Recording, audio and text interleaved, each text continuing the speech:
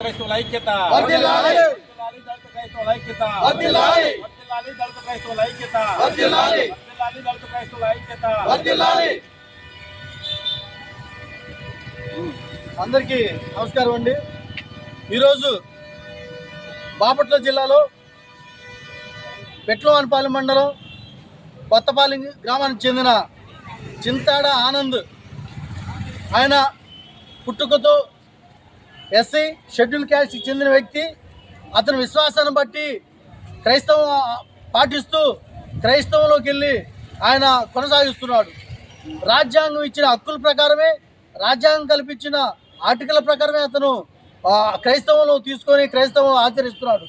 అయితే ఇక్కడ రాజ్యాంగం కల్పించిన హక్కులనే కాలరాస్తూ తీర్పులు, ఈ ప్రకటనలు, ఆర్డర్లు ఈరోజు బాపట్ల జిల్లా కలెక్టర్ గారు ఇచ్చిన ప్రకటన ప్రకారం ఈరోజు చీకటి దినంగా మేము భావిస్తున్నాం.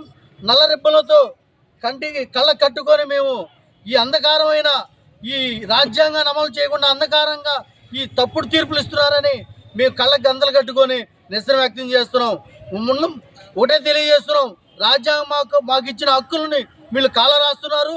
ఈ తీర్పు కూడా ఎవరికి తెలియకుండా, లోకాయుక్తగా ఎవరికి తెలియకుండా ఈ తీర్పు ఇవ్వటం, ప్రెస్ మీట్ ఇవ్వకుండా వెంటనే రఘురామకృష్ణరాజు గారు అక్కడ ప్రెస్ మీట్ ఇవ్వటం ఏంటిది? రాజ్యాంగబద్ధంగా ఉన్నామా? మీరు అధికారానికి ఒక అధికార పార్టీ నాయకులకు భయపడి ఈ తీర్పులు ఇస్తున్నారా? చింతాడ ఆనందపాలు ఇచ్చిన అతను ఎవిడెన్స్ను పరిశీలించకుండా ఇట్లాంటి తీర్పు ఇవ్వటం చట్టవిరుద్ధం. ఈ రాజ్యాంగాన్ని కూని చేసే విధంగా ఇచ్చారని మేము అన్ని దళిత క్రైస్తవ సంఘాలు ఖండిస్తున్నాం. ఈరోజు చీకటి దినంగా మేము ప్రకటిస్తున్నాం. జై భీమ్, జై భారత్. వర్ధిల్లాలి దళిత క్రైస్తవుల ఐక్యత.